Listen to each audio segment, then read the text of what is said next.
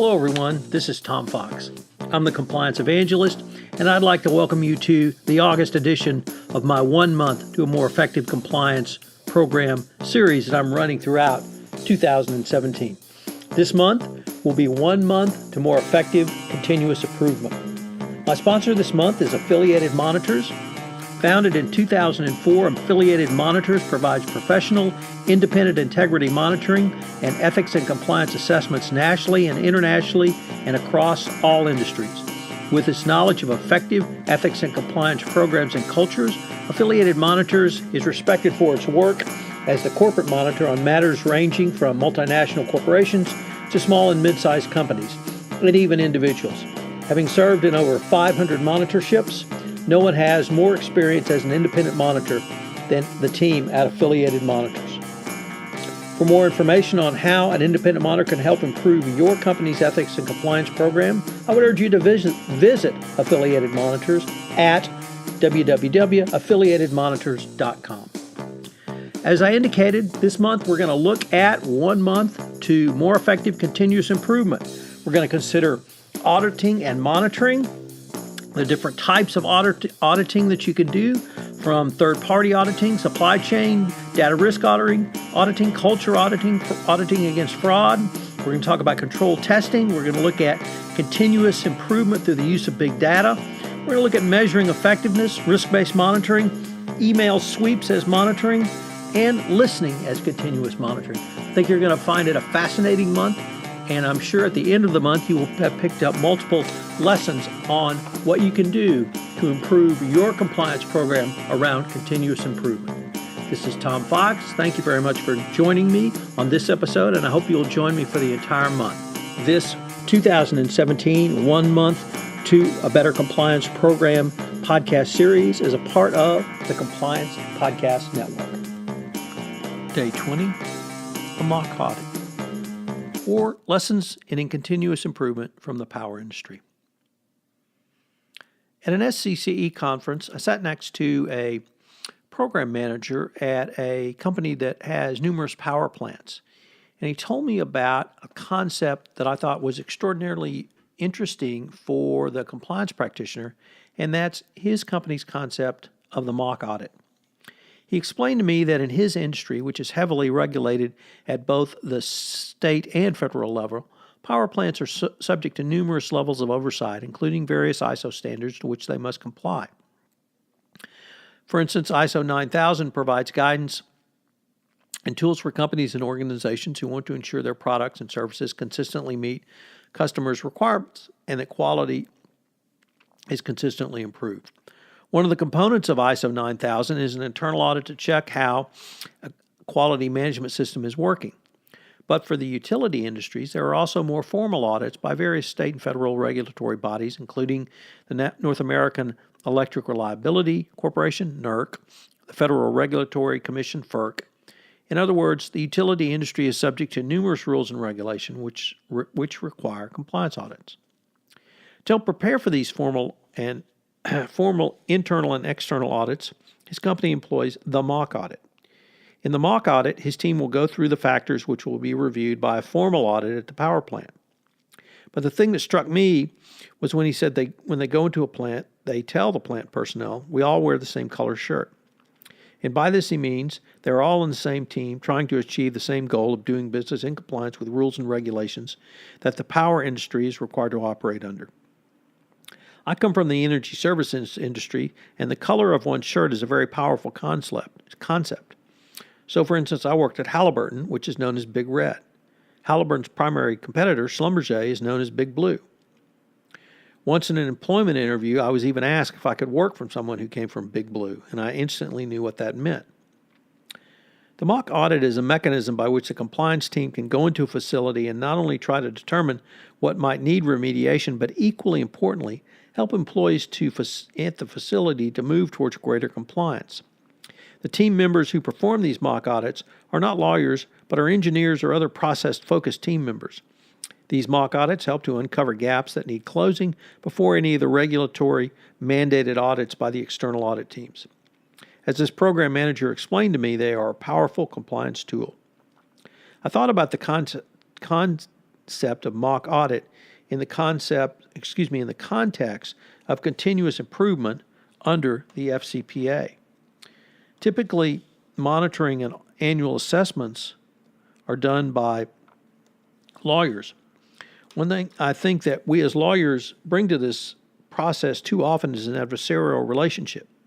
It sometimes feels and sounds like we are trying to find a violation or something wrong regarding a company's compliance program. We are not there to try and help educate employees and help them learn from their mistakes, if any. And we do not present ourselves as wearing the same color shirt. While there is certainly a fine line that must be trod in monitoring and annual assessments, if the compliance practitioner could adopt a bit of the tone of the mock audit, it might open things up for a more useful and constructive exercise going forward. This is not to say a more formal compliance audit should be conducted with such a tone, as it is a different type of activity. However, just as the mock audit is there to uncover any gaps and help fill those gaps, monitoring and annual assessments can help close the compliance gaps before the biennial formal compliance audit. So what are some of the steps the compliance practitioner can take?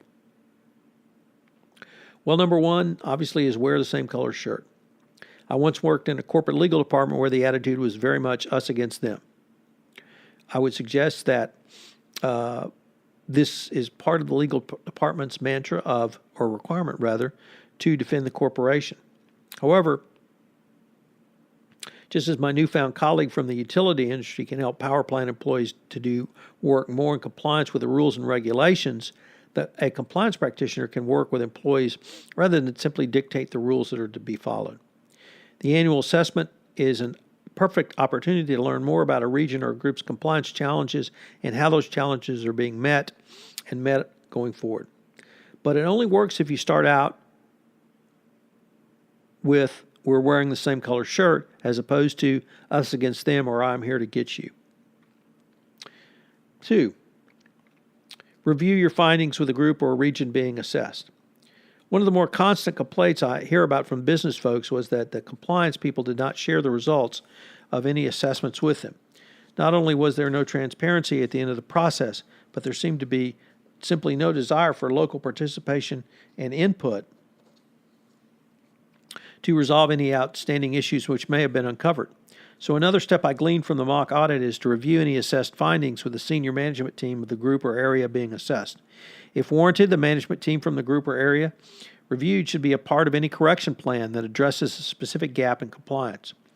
You can use this opportunity to demonstrate the overall goal is to drive towards compliance, and the use of local input may be the best path to positively change over the long term.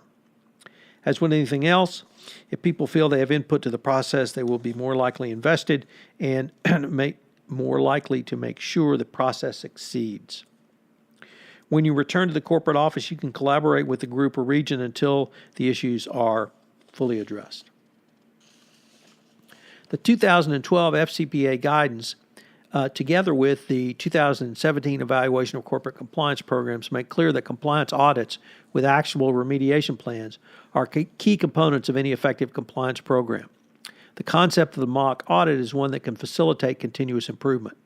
Whether you call it a mock audit, annual assessment, or something else, it is a process designed to help your employees do business in a compliant manner, as it is a tool that should not be overlooked. So what are today's 3 key takeaways? I think it's certainly critical to remember, number one, we all wear the same color shirt. Too often, lawyers have a holier-than-thou attitude when they come out to do any type of assessment. They want to keep perspective and distance, and they think the only way to do that is to not indicate that we're really on the same team here. And a compliance practitioner or other corporate employees can utilize this wearing the same color shirt concept, I think, is a very powerful motivator. 2, review your findings with a group being assessed. This has a couple of really important points. First is that if you have issues that need remediation, if you review those and discuss them with the group being assessed, and make them a part of your corrective or action plan going forward, they're more likely to buy into it and more likely to be invested in having not only the remediation, but the remediation be successful. Which leads to key takeaway number 3. As much as the mock audit is there designed to uncover or find anything which needs remediation, you're also there to educate. Every time you talk to someone in an interview, you have an opportunity to educate about compliance. If they don't understand why something needs to be done or has to be done or should be done, you can explain that to them. So please do not forget that every time you do one of these, you have the opportunity to educate. And I find the mock audit, the mock part of it really gives you more of an opportunity to educate.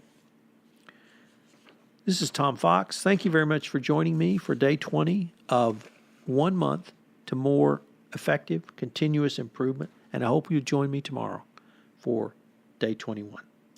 This is Tom Fox again. I'd like to thank you for listening to this episode of 1 month to more effective continuous improvement in your compliance program. If you have listened to this podcast on iTunes, please rate this podcast. It was a help in our rankings, and also get the word out about the only daily podcast to help you improve your compliance program. If you have any questions, you can email me at tfox@tfoxlaw.com.